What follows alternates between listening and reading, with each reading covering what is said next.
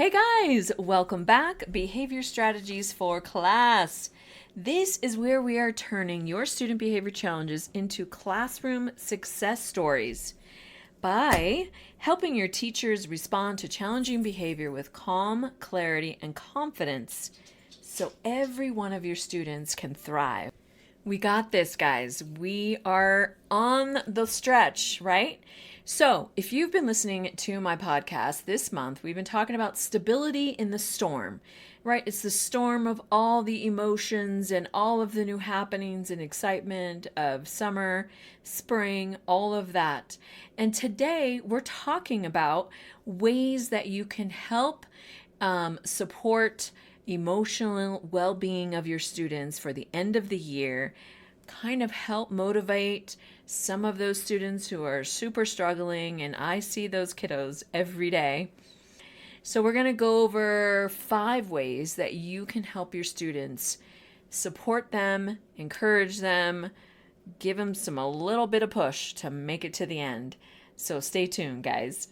Welcome to Behavior Strategies for Class, the show where your student behavior challenges become your classroom success stories. I'm Diane Bachman, a trauma-informed educator, a certified trauma-informed coach with over 15 years of experience working in special education. And I help teachers respond to behavior with calm, clarity, and confidence while building real connection.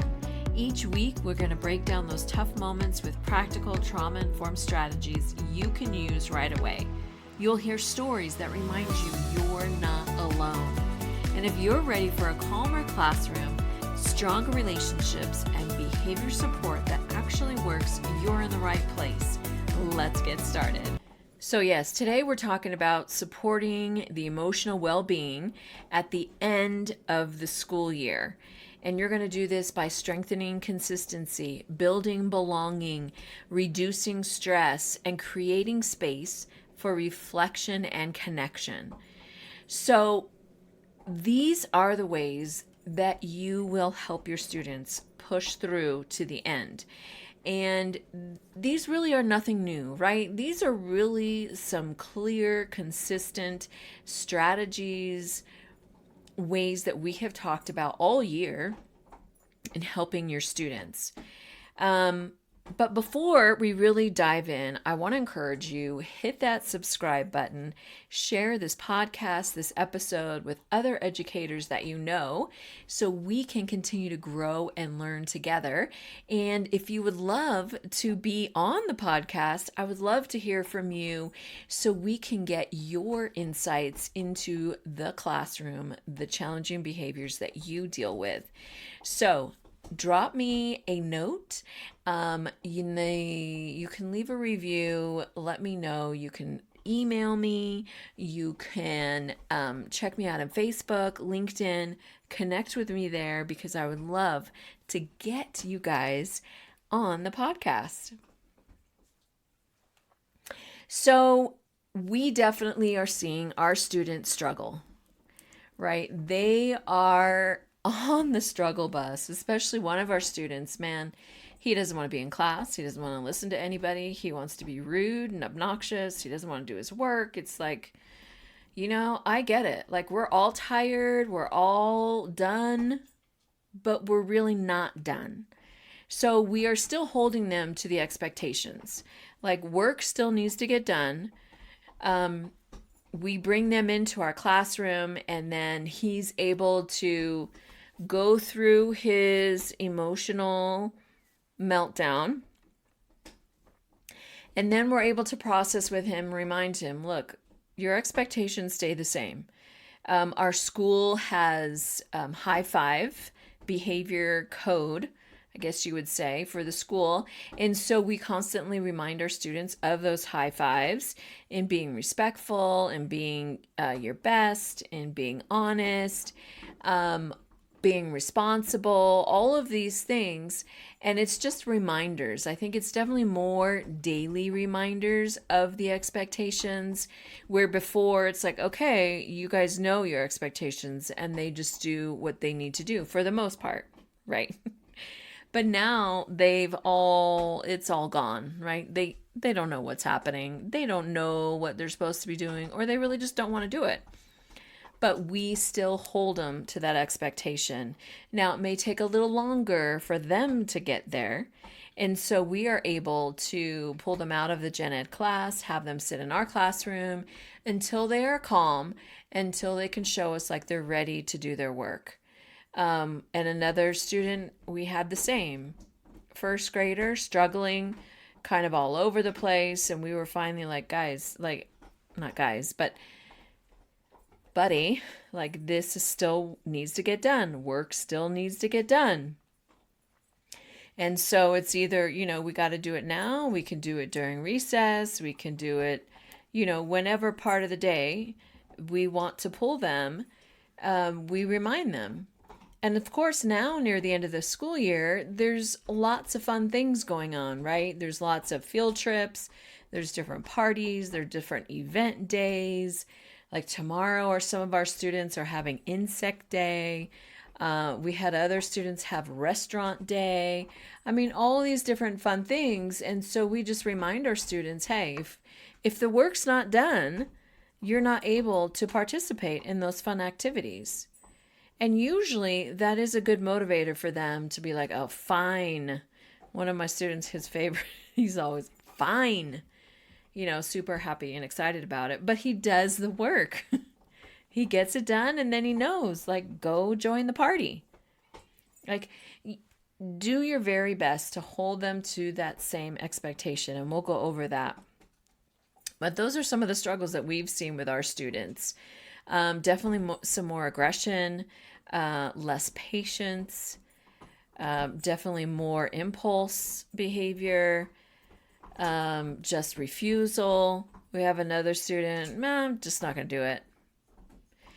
And thankfully, there's no aggression, there's no, acting out. He just is refusing. So at that point, it's like we're just trying to keep him safe because he has had a history of aggression. And if he's just refusing, but he's not being aggressive with us, he's not being aggressive with other students, we're just going to let him sit. And sometimes it's in the hallway. Sometimes it's by the stairs. Sometimes we can get him into our classroom and he'll just sit. He eventually comes around because it's like, you're going to be bored, like just sitting here all day doing nothing. And eventually he does do some work. But like those are some of our struggles, right? Just that refusal, the impatience, that straight to impulse behavior, lashing out, being rude and obnoxious. And we just have to like bring him back down and be like, okay, buddy, like, these are still the expectations and your work is not going anywhere. Like it still needs to get done. So one of the ways that you can help support your students' emotional well-being is by being consistent. And that is holding those expectations, right? Holding the expectations, those predictable routines. Now, of course, like I said before, like there's lots of different things going on. So your routines are changing, different activities are happening. So you're not actually doing science, or maybe you're doing another project. We had students creating volcanoes today in one of the classrooms, like all kinds of cool, fun activities. So those are a little bit different in their routines. But for the most part, if you can, keep those predictable routines of your day. And I really encourage you to go over your day in the beginning of the day. Right? Majority of teachers I see have like a daily message is what they call it. And they highlight some of the things that they're going to do that day. Like today they did volcanoes. We have specials, like they had music and PE today. Sometimes they'll have the school counselor come in and give a story. So those different things may not necessarily be a regular part of their routine, but by giving them that early awareness of what's going to happen helps in that transition for that time, and they know what's expected, what is supposed to happen next. And that really helps in the transition of behavior of anxiousness and frustration when they're like, wait, we were supposed to do this, why aren't we doing? No, buddy, it's right here. This was our day. This is what we went over this morning. And so again, being consistent as much as possible, communicating if there is a change in routine, but doing your best to keep a predictable routine. Second is by continuing to build belonging in your classroom. And I know majority of you do like group projects, you do peer projects, you do peer reading together, all kinds of different things. I see you in the classroom breaking up the class into groups, or just two people working together. And so that really helps to build belonging in your classroom. And watch out for some of those who really are not super involved. In one of our classrooms, they're in STEAM class, and they're doing a project, and you see like two or three of them, working really hard, working together, and the fourth one is just sitting there. And so I just kind of encourage them, like, hey, it should be Susie. Are you giving Susie a turn? Susie, what are your thoughts about, whatever it is they're working on? And so just kind of giving a little extra push and reminding the students, like, hey, don't forget, Susie's over here. She needs to be involved too. And for the most part, they're great about that. But some of your students are quieter. They're not going to speak up unless sometimes spoken to. And so just giving a little encouragement on those who don't speak up as much as maybe they could. The third way that you can help support your students' emotional well-being for the end of the school year is by helping to reduce stress as much as possible. Right? There's still going to be stress factors that you cannot control. Whatever things are happening at home.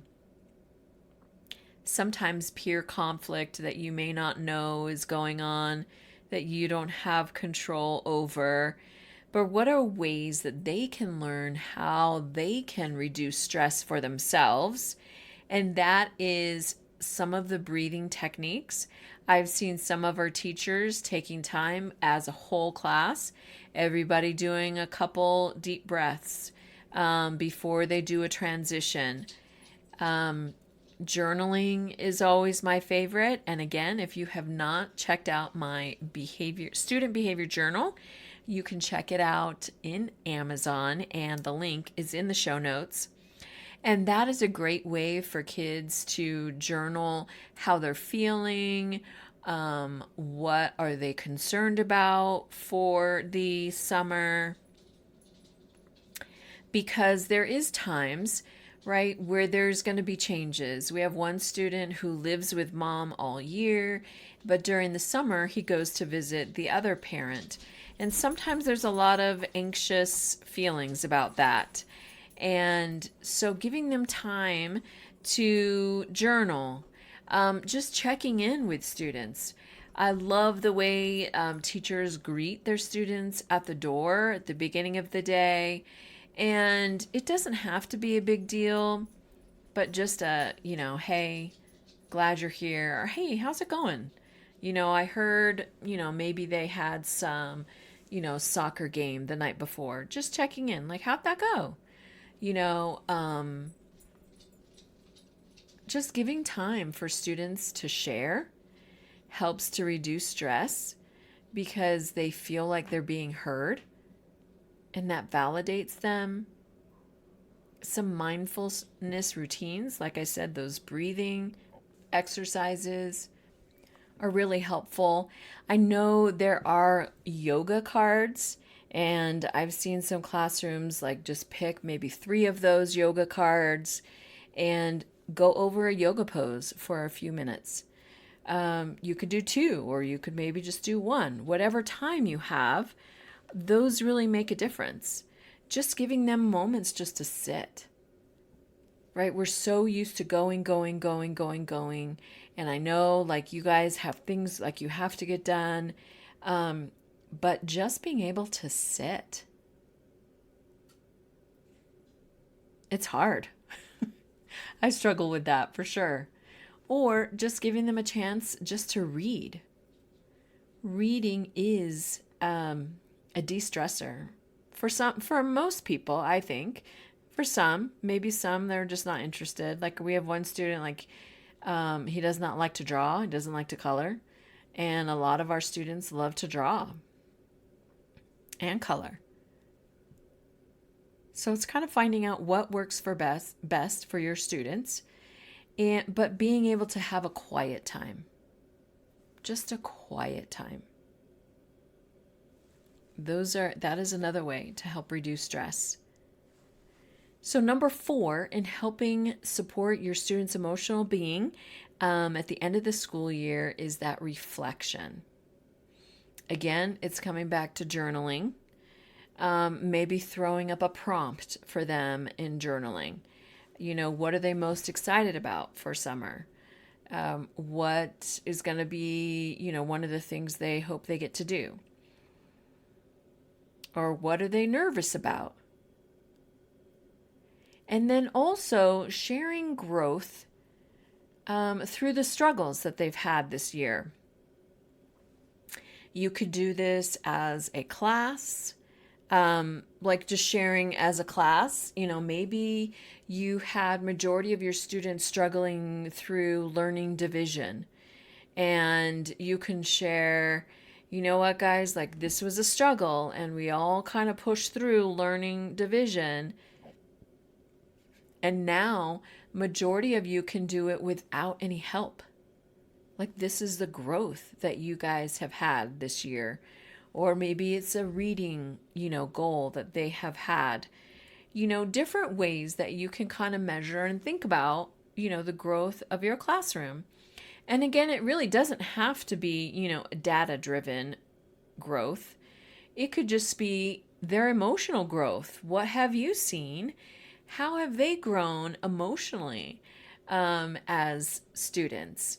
Maybe it's in the way they treat each other. Physically, I have started to see students, get taller. And I am not that tall, so thankfully none of our students yet are taller than me, but they're close. But what are some ways that they've maybe struggled, but they've come out better or grown through that experience? That's another journaling prompt that you can do. What's one area you struggled in, and now you're on the other side and you see that you have grown through that? Those are awesome to see. I really encourage you to check those out, or to allow your students to reflect on how they've grown, not only on the positive, but also through the struggles. And then number 5, to help support your students' emotional well-being during the end of the school year, is by and through connection. I know that is a big buzzword, but connection is really important. Because through connection and belonging, your students feel safe, and that is where they grow. And so I know if you have worked on this at all this year, you have seen your students grow together as a class and individually. So a way that you can share connection for the end of the year is share those similarities, right? So it's even like, okay, Johnny and Susie, like they love to read. Or, and they've read how many books this year. Or you have Susie and Sarah who love to draw, like they're great artists. And I've seen a lot of great artwork this year by some of our students. And I am not a drawer. Like I cannot. So it's amazing to see that these younger kids like really have an eye for that. And it's amazing. And just showing like, hey, like you guys, this is your thing. Like you love to draw and look how well you do it, just different things that you know about your students that is similar. Maybe majority of your kids have a dog as a pet, or maybe they have a dog and a cat as a pet. Like those are just little similarities that they can be like, oh, this is the way we connect, or other ways, right? And then again, you can share like the class success. Where have they grown as a class? Connect, make those connections. Like, guys, like we used to do this and this and this, but now look at the way you treat each other and you help each other and you encourage each other. You guys have really grown together as a class, as your school family, however you want to say it, right? Because I know some people are like, yes, this is my school family, my kids. And then I know others like they don't feel that. They're connected with their class, but they don't necessarily say family. And that's okay. But you still can show and celebrate those successes as a class. So these I know are nothing new, and I hope and pray that you've been using and doing these things all year through. But even if you haven't, these are great ways to help motivate and support the emotional well-being of your students for the end of the year, because the craziness is not over yet. We end in May, near the end of May. I know other schools around the states end in June. I'm not really sure, like out of the country, because it's so awesome that we do have listeners from all over the world. And I do not know your school year schedule, so I'm not sure what that looks like. Some school districts I know, like they go all year and they have, I'm not really sure of the breaks before they get back. But to know near the end of the school year, your students are going to struggle, right? We're all feeling the angst of being and wanting to be done, right? We are all feeling that summer fever, ready for a break. And our weather is crazy in Colorado, and we're going to get snow like in the next couple days. Like, what? I am not here for that. But so the weather is like, up and down, just like your students' emotional beings, right? So I encourage you guys, stay strong. We got this. We can get there. We are educators. We were born to make a difference. That is a quote from Rita Pearson, who I love. So again, consistency, build and express that belonging, help them reduce stress, help teach them how they can do that. Give them an opportunity to reflect how they've grown and connect, share that class success and similarities with your students. So again, guys, before we go, leave a review on Apple Podcasts, subscribe to the podcast, and if you are interested in being a guest on the podcast, I would love to hear from you. I think it would be awesome to have you guys on here, and connect with me on LinkedIn, Facebook, and email me. All of that information is in the show notes. And I want to leave you with this quote from Bright Flight. We've survived another week of teaching. We are still employed, still out of glue sticks, and still a hero. You are heroes every day, and thank you so much for that and all that you do for your students and your communities. I will see you next week, guys. One last month, if you are in the states, maybe, and we can do this. Thanks so much for listening. I truly appreciate your support.